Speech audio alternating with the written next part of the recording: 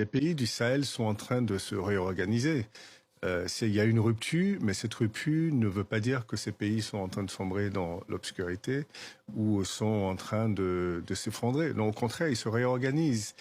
Et vous avez vu que ces pays sont restés dans la zone CFA, ils sont sortis de la CEDEAO pour des raisons que nous savons, hein, des raisons politiques, mais sont restés dans la zone économique et monétaire.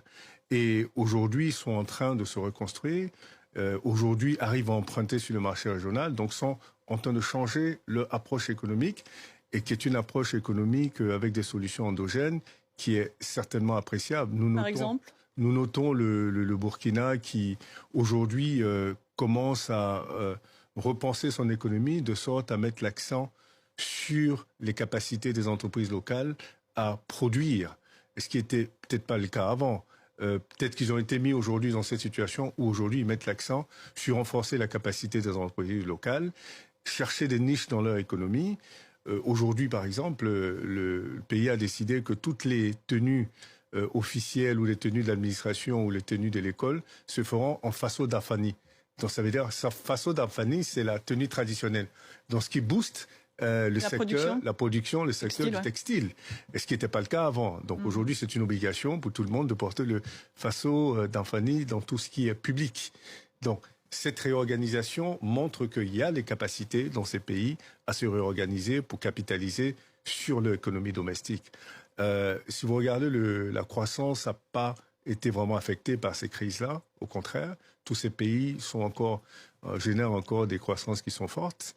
Et donc le risque est certainement moindre que celui qu'on anticipe. Mais il existe quand même. Les risques existent partout. Les risques existent partout. Aujourd'hui, le plus gros risque, c'est le risque sociopolitique. Mais faut dire aussi que ces pays ont une capacité extraordinaire de rebondissement après les crises.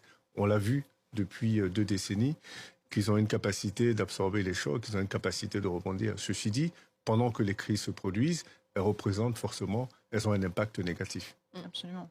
Si je peux rajouter, il ne faudrait pas voir ça comme une fatalité. Hein.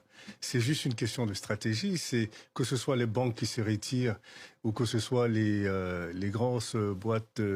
Mais sur un constat d'échec. Hein, non, assumé. pas du tout. Je crois que faut juste voir ça comme une question stratégique. PwC qui se retirait d'un pays occidental, ça inquiéterait personne. Donc, au contraire, c'est une opportunité pour les Africains, justement. Pour vous, non? Pour votre cabinet, peut-être? Voilà. Non, de reprendre ces boîtes qui partent. Société Générale a été rachetée par d'autres banques africaines. Et je pense que c'est une excellente opportunité, justement, pour ces pays africains de s'approprier le secteur financier.